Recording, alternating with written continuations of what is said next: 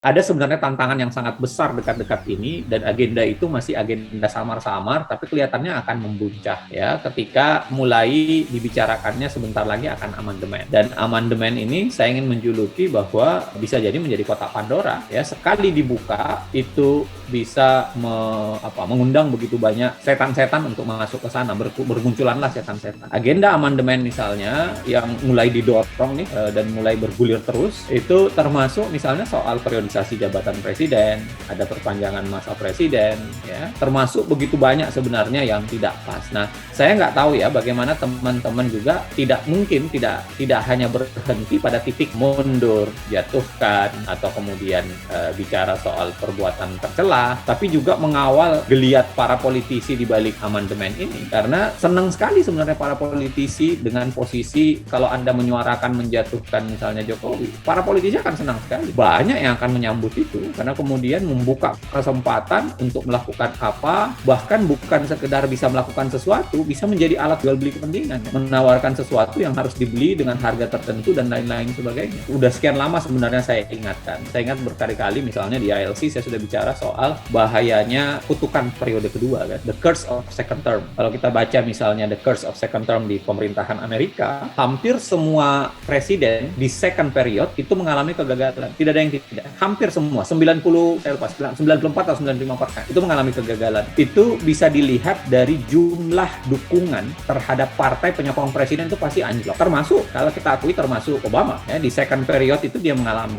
Nah, apa problem di second period? Saya sudah sampaikan sekian lama itu, biasanya ada kejadian khusus, ya, dan itu akhirnya dianggap sebagai, itu yang disebut curse-nya terhadap second period itu. Dan tapi yang kedua adalah terfragmentasinya dukungan politik, dan itu sebenarnya terbahasakan dari berbagai baliho itu ya. Sebenarnya memang wajar dalam tanda kutip ya, 2-3 tahun sebelum pemilu apalagi second period pemerintahan sudah pecah, dan disitulah kelirunya Jokowi ketika yang dia nikahi itu tetap adalah partai politik dan kepentingan politik. Jokowi kelihatannya terlambat menyadari ya, kelihatan terlambat menyadari ketika second period ini dia sudah masuk pada ruang, saya ingin mengatakan perangkap periode kedua, dan kutukan periode kedua itu kemudian sudah mulai terkena ke dia. Jadi ya menteri-menteri pun sudah mulai mengalami kesetiaan ganda ya. Menteri-menteri mengalami kesetiaan ganda, partai-partai mengalami kesetiaan ganda. Tentu mereka akan mulai bicara soal menyokong pimpinan-pimpinan partainya dibanding kemudian berbicara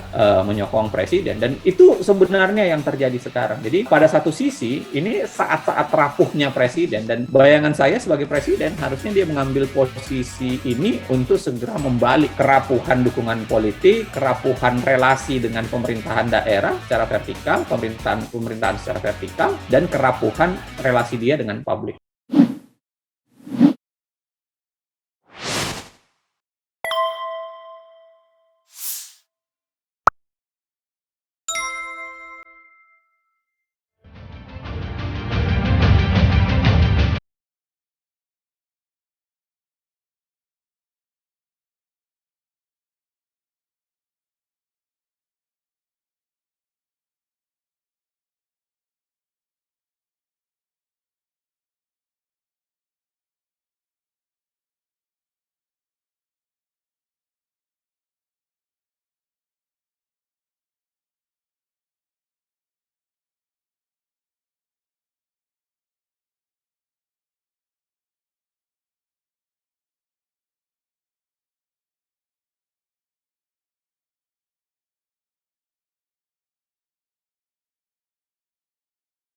Saya mau memberikan catatan begini, mungkin saatnya juga kita mulai berpikir pada agenda reformasi konstitusi. Ya. Ada sebenarnya tantangan yang sangat besar dekat-dekat ini, dan agenda itu masih agenda samar-samar, tapi kelihatannya akan membuncah ya ketika mulai dibicarakannya sebentar lagi akan amandemen. Dan amandemen ini saya ingin menjuluki bahwa bisa jadi menjadi kotak Pandora. Ya, sekali dibuka itu bisa mengundang begitu banyak setan-setan untuk masuk ke sana, bermunculan bermunculanlah setan-setan. Agenda amandemen misalnya yang mulai didorong nih dan mulai bergulir terus, itu termasuk misalnya soal periodisasi jabatan presiden, ada perpanjangan masa presiden, ya, termasuk begitu banyak sebenarnya yang tidak pas. Nah, saya nggak tahu ya bagaimana teman-teman juga tidak hanya berhenti pada titik mundur, jatuhkan, atau kemudian bicara soal perbuatan tercela, tapi juga mengawal geliat para politisi di balik amandemen ini. Karena senang sekali sebenarnya para politisi dengan posisi kalau Anda menyuarakan menjatuhkan misalnya Jokowi, para politisi akan senang sekali. Banyak yang akan menyambut itu karena kemudian membuka kesempatan untuk melakukan apa, bahkan bukan sekedar bisa melakukan sesuatu, bisa menjadi alat jual beli kepentingan, menawarkan sesuatu yang harus dibeli dengan harga tertentu dan lain-lain sebagainya. Jadi barangkali isu amandemen ini juga menarik untuk kita perhatikan ya, selain isu-isu yang tadi dibicarakan. Dan yang terakhir saya mau bilang bahwa kalau kita bicara soal pemerintahan Jokowi, memang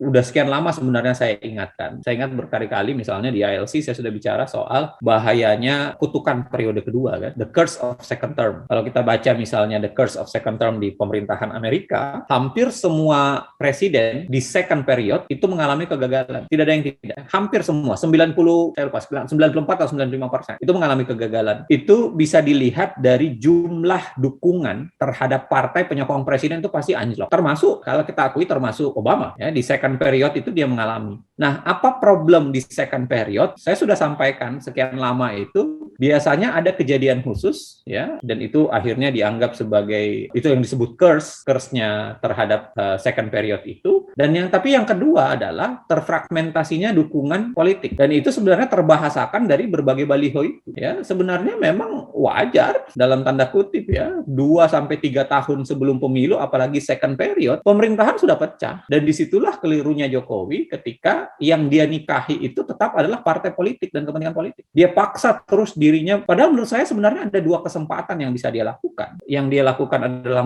menikahi publik supaya menjaga stabilitas pemerintahannya, atau menikahi jangan masuk ke politiknya tapi menikahi sistem pemerintahannya atau pemerintahan secara vertikal. Harusnya yang dia kuatkan itu relasinya dengan pemerintahan daerah. Nah, tetapi saya melihat dua-dua tidak dilakukan. Bahkan ada pemerintahan daerah itu yang seakan-akan dianggap sebagai oposisi dan berhadapan-hadapan terus dengan presiden saat ini. Nah, saya ingin menarik di situ. Saya ingin mengatakan bahwa kita memaknai Presiden Jokowi itu di second period juga, ya, di mana memang the curse of second term-nya tinggi, fragmentasi dukungan politik sudah biasanya acak adut karena semua orang merasa akan mulai dari zero nih, 2024 akan dari zero, semua mulai memanaskan mesin. Kalau ada misalnya isu amandemen, isu periodisasi ketiga, jangan dibahasakan secara sederhana bahwa itu restu, bisa jadi itu menjadi tawaran politik, bisa jadi itu jualan politik, ada banyak kemungkinannya untuk dibahasakan itu. Nah, salah satu yang saya mau bilang adalah Jokowi kelihatannya terlambat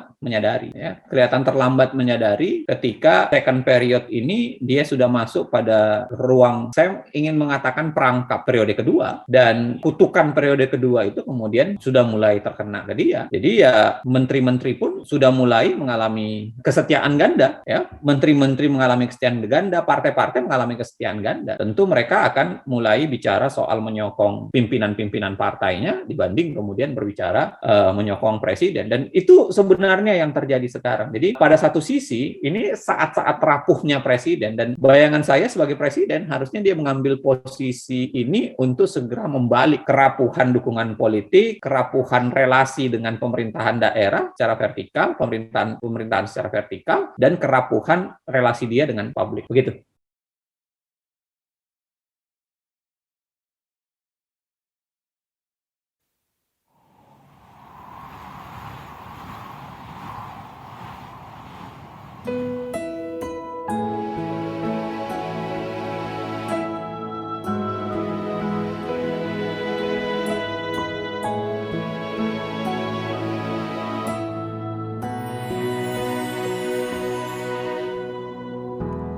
Ketika matahari